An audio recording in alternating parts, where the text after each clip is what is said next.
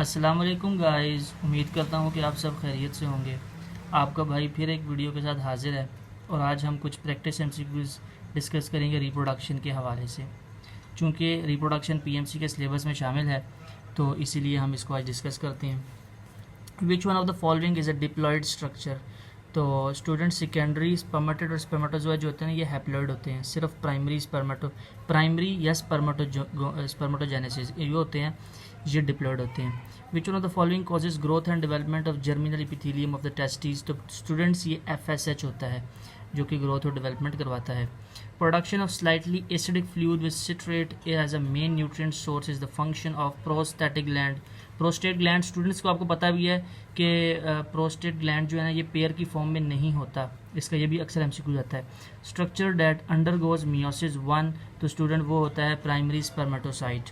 और spermatozoa are formed from spermatids as a result of differentiation.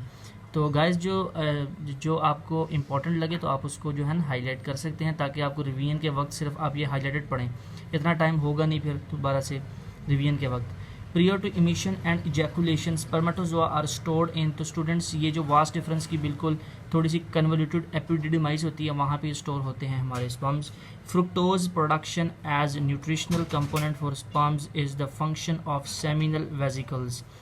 Human sperm and ova show similarities in between. तो ये आपको बताना चाहिए कि दोनों हैप्लॉइड होते हैं, जब दोनों हैप्लॉइड मिलते हैं जाकर डिप्लॉइड बनाते हैं।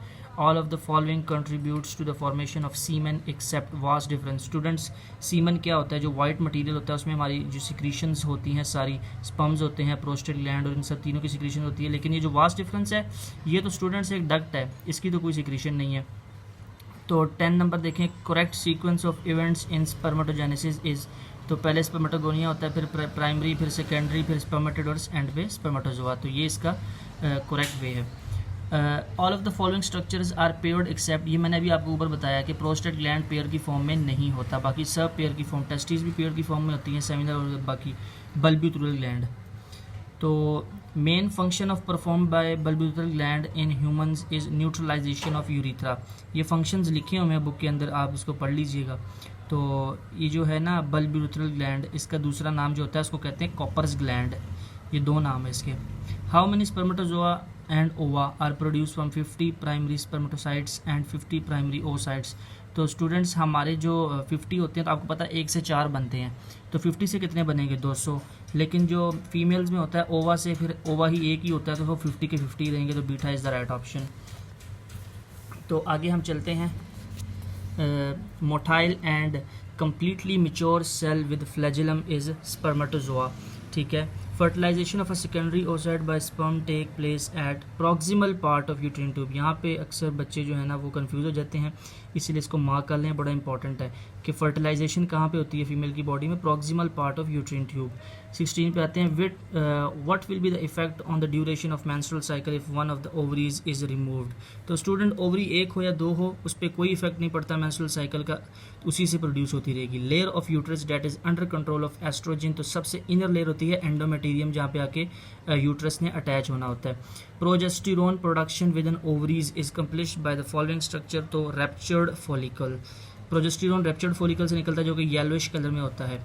The layer of uterus that is shed with each reproductive cycle. तो वो एंडोमेटेरियम हर महीने जो है ना वो शेड होता है। Maximum chances of fertilisation in human female exist usually during dash of the reproductive cycle.